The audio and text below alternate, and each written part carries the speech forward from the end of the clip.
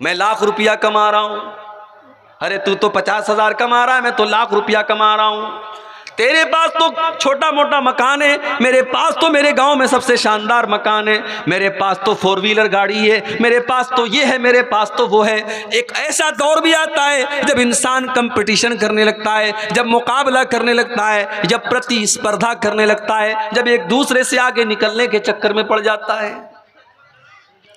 वतकासुरुन fill अमवाली वल औलाद।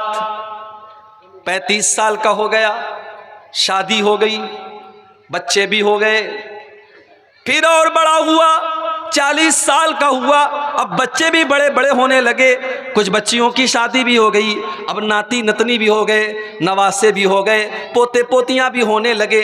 अब तो बस एक ही दिल का इरादा है कि खूब ढेर सारा पैसा हो जाए और ढेर सारा मेरा परिवार बड़ा हो जाए। मेरे बच्चे, मेरे पोते, मेरे नवासे जब मेरे सामने आ जाएं तो मुझे लगे कि मेरा कितना बड़ा कुंबा है, मेरा कितना बड़ा परिवार है।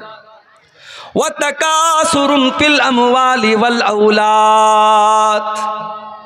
मेरे बंदो, जब तुम बुढ़ापे को पहुंच जाते हो तो अब तुम्हारी जिंदगी का बस एक ही मिशन है कि ढेर सारा माल हो जाए और ढेर सारे बच्चे और आलो औलाद हो जाए। कमसली गैसिन आजबल कुफ्फार नबातुहु तुम्मा यहीजु फतराहु मुस्फर्रा तुम्मा यकूनु हुतामा। मेरे बंदो, जब आसमान से बारिश होती है तो ज़मीन से जो पैदावार निकलती है वो पहले हरी भरी होती है, वो पहले हरी भरी होती है, फिर वो पीली होने लगती है, फिर वो पकने लगती है, और फिर एक टाइम ऐसा आता है जब खेत को काट दिया जाता है, धान के खेतों को काट दिया गया, पूरा मैदान सफा चट हो गया। मेरे बंदो, एक दिन तुम्हारी जिंदगी की फसल भी कट जाएगी, एक दिन तुम्हारी जवानी ढल जाएगी, एक दिन तुम्हारी खूबसूरती खत्म हो जाएगी, तुम्हारा पैसा खत्म हो जाएगा, तुम्हारी दौलत खत्म हो जाएगी, तुम्हारे बदन की ताकत खत्म हो जाएगी, तुम कटी हुई फसल की तरह हो जाओगे।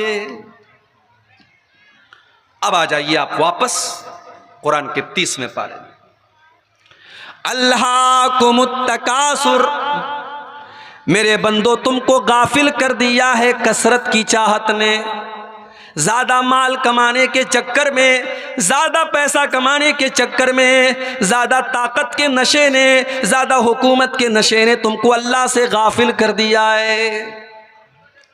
ओ पैसा कमाने वालों, पैसा तो कारून के पास भी बहुत था, इतना पैसा था कारून के पास, कुरान कहता है व आतैनाहु मिनल कुनूज़ि मा इन्न मफातिहहु लतनूउ बिल उस्बा। इतना खजाना था कारून के पास, उसके खजानों की चाबियों को बड़े बड़े पहलवान बड़ी मुश्किल से उठाते थे। कारून जब कपड़ा पहन करके निकलता था, जब सज संवर करके निकलता था, तो कारून की कौम के लोग कहते थे या लैत लना मिस्ला मा ऊतिया कारून। काश हमारे पास भी इतनी धन दौलत होती, हमारे पास भी इतना पैसा होता जो कारून के पास है, हमारे पास भी कारून के जैसा कपड़ा होता, हमारे पास भी कारून के जैसी दौलत होती। ओ मेरी प्यारी माँ बहनों, आज दूसरों के कपड़े देख करके तुम अपने शौहरों को आ करके सुनाती हो मेरी सहेली ने ऐसा कपड़ा खरीदा, मेरी पड़ोसन ने ऐसा कपड़ा खरीदा, मेरी सहेली के शौहर ने उसको नाक की कील दिलाई, उसको कान की ईयररिंग दिलाई। तुमको इससे कोई मतलब नहीं। शौहर बेचारा कहाँ से कमा करके तुम्हारी घर गृहस्थी जुटा रहा है, तुम्हारा परिवार चला रहा है, तुम दूसरों का कपड़ा और दूसरों का जेवर देख करके अपने शौहरों को परेशान करती हो। और मैंने तो यहां तक देखा कितनी औरतें ऐसी हैं, शौहर बेचारा कहता है मैं क्या करूं, मैं तो मामूली दुकानदार हूं, 500 रुपये रोजाना कमाता हूं, जो कमाता हूं उतना मेरा खर्च है, मैं कहां से तेरे सोने का जेवर बनवाऊं, मैं कहां से तेरे हाथों में सोने की चूड़ी ला करके दूं। तो बीवी कहती है मुझे इससे कोई मतलब नहीं, तुम चोरी करो, तुम डाका डालो, लेकिन मुझे सोने की चूड़ी ला करके दो। कितनी बीवियां हैं जो अपने शौहरों को हराम कमाई खाने पर मजबूर करती हैं। मेरी प्यारी माँ बहनों, मुझे अच्छी तरीके से सीमांचल के जलसों का पता है। पिंडाल में जितनी औरतें उससे ज्यादा तो आपको सड़कों पर मिल जाएंगी। मुझे अच्छी तरीके से पता है कि आप जलसों के अंदर भी क्या मिजाज आपने बना करके रखा है। अल्लाह के वास्ते मेरी प्यारी माँ बहनों, कभी अगर मौका मिले तो अपने नबी की बीवियों के हालात भी जाकर के देख लेना। उन्होंने कैसी ज़िंदगी गुजारी है, उन्होंने क्या खाया है, उन्होंने क्या पहना है, उनकी ज़िंदगी कैसी गुजरी है। ज़रा नबी के परिवार की ज़िंदगी भी आप उठा के देखो। अम्मा आयशा मेरे नबी की बीवी हैं, हम सब की माँ हैं। अम्मा आयशा अपने भांजे से कहती हैं कि ऐ मेरे भांजे उर्वा, हम 2-2 महीने तक हमारे घर में चूल्हा नहीं जलता था, 2-2 महीने का चाँद हम देख लेते थे। वमा यूक़दु फ़ी अबियाति रसूलिल्लाहि सल्लल्लाहु अलैहि वसल्लम नार, अल्लाह के नबी के घर में चूल्हा नहीं जलता था। उर्वा ने पूछा, खाला जान जब चूल्हा नहीं जलता था तो आप लोग क्या खाते थे, कैसे आपकी जिंदगी गुजरती थी? अम्मा आयशा फरमाती हैं अल-अस्वदान अत-तम्रु वल मा, ऐ मेरे भांजे हम खजूर खा लेते थे और पानी पी लेते थे और इसी पर गुजारा कर लिया करते थे। बड़ी कुर्बानियां दी हैं नबी के घर वालों ने, फाके किए, भूखे रहे। जरा नबी के कमरों का हाल देखो। मैं जब सीमांचल में आज एक मदरसे में गया, देखा कि 300 बच्चियां पढ़ रही हैं। मदरसा छोटा सा है, टीन का शेड है, मिट्टी का फर्श है। मैंने देखा कि आज के दौर में जब लोगों के पास इतने शानदार मकान हैं, आज भी बिहार के और सीमांचल के अंदर ऐसे मदरसे चल रहे हैं, ये कितनी बड़ी बात है। मुझे अल्लाह के नबी के कमरों की याद आई जिसका जिक्र हदीस की किताबों में किया गया। नबी के कमरे कैसे थे? हदीस में आता है मिट्टी का फर्श होता था, खजूर के पत्तों का और खजूर के दरख्तों का पिलर होता था और उसका छप्पर होता था। एक मामूली सा टाट का पर्दा लटका रहता था और छत की हाइट इतनी कम थी कि अगर हाथ उठाया जाए तो हाथ छत से टच कर जाता था। ये छोटे छोटे कमरे थे, ये प्यारे नबी का कमरा होता था। ये कमरे छोटे थे, इसमें कोई मार्बल नहीं था, इसमें कोई लाइटिंग नहीं थी, इसमें कोई डेकोरेशन नहीं था, इसमें कोई दुनिया के एतबार से कोई खूबसूरती नहीं थी। मगर इस कमरे की ये खासियत थी, यहाँ पे कुरान की आयतें नाजिल हुआ करती थी, यहाँ जिब्रील अमीन आया करते थे, यहाँ अल्लाह का फरिश्ता आया करता था, यहाँ अल्लाह के प्यारे नबी सोया करते थे। जब अब्दुल मलिक बिन मरवान का दौर आया और मस्जिद नबवी को जब और लंबा चौड़ा किया जाने लगा, जब उसके विस्तार की योजना बनाई गई तो ये तय किया गया कि अल्लाह के नबी के कमरों को तोड़ दिया जाए। उस ज़माने में हज़रत सईद इब्न मुसय्यब जिंदा थे, जो बहुत बड़े ताबई थे। उन्होंने कहा, ऐ काश मेरे बस में होता तो मैं मना कर देता कि ओ लोगों, अल्लाह के नबी के इन कमरों को न तोड़ो, अल्लाह के नबी के इन कमरों को इनके हाल पर रहने दो, ताकि आने वाली नस्लें देखे कि जनाबे मोहम्मदुर रसूलुल्लाह की बीवियों ने कैसे कमरों में जिंदगी गुजारी है, ताकि आने वाली नस्लें देखें कि उनके नबी ने कैसी जिंदगी गुजारी है।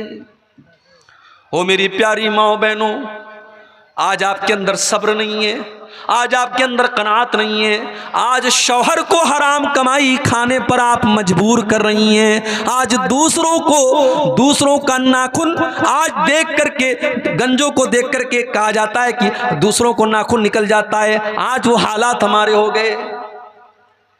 दूसरों की दौलत देख करके, दूसरों के जेवरात देख करके, दूसरों के कपड़े देख करके हमारे पेट में दर्द होने लगता है।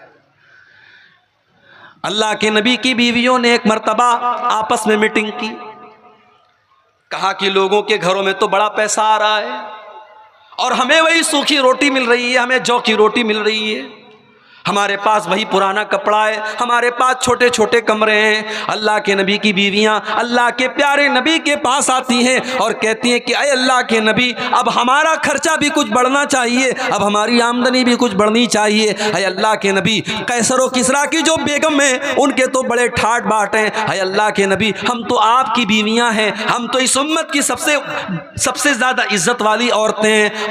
हमारी ज़िंदगी में और हमारी लाइफ स्टाइल में भी कुछ ऐशो माना चाहिए। है अल्लाह के नबी, हमें साल में जो खर्चा दिया जाता है उस खर्चे में कुछ इजाफा होना चाहिए। जाहिर है नबी की बीवियों ने अगर ये डिमांड की तो गलत तो नहीं थी, उनका हक था, उनका अधिकार था। मगर अल्लाह ने कुरान की आयत नाजिल कर दी, अल्लाह ने सूरह अहज़ाब की आयत नंबर 27 और 28 नाजिल कर दी।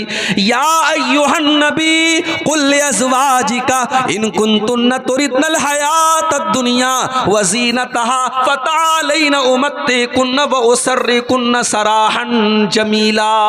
ऐ नबी, अपनी बीवियों से कह दो, अगर तुम्हें दुनिया चाहिए, दुनिया की चकाचौंध चाहिए, दुनिया की दौलत चाहिए, दुनिया का कपड़ा लत्ता चाहिए, दुनिया का जेवर चाहिए, तो आ जाओ, मैं तुमको तलाक दे देता हूँ और तुमको दुनिया की दौलत दे देता हूँ। फिर तुम नबी के घर में नहीं रह सकती, तुम नबी के साथ नहीं रह सकती। व इन कुंतुन्ना तुरिदनल्लाह व रसूलहू व दारल आखिरत फ़इन्नल्लाह अअद्द लिल मुहसिनाति मिनकुन्ना अजरन अज़ीमा।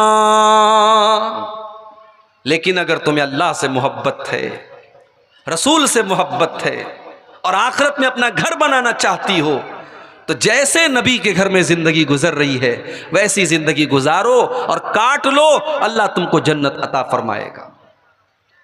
जब ये दो आयतें नाजिल हुई, अल्लाह के प्यारे नबी अपनी सबसे महबूब बीवी हजरत आयशा के पास आए। आए आयशा, तुमसे एक बात पूछना चाहता हूं, सोच समझ के तुम जवाब देना, कोई जल्दी नहीं है।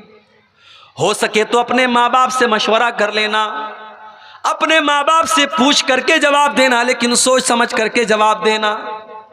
अय अल्लाह के नबी, क्या बात है, इतना सस्पेंस क्यों है, ये आप इतनी शराइत क्यों लगा रहे हैं, आखिर बात क्या है, मुझे बताइए।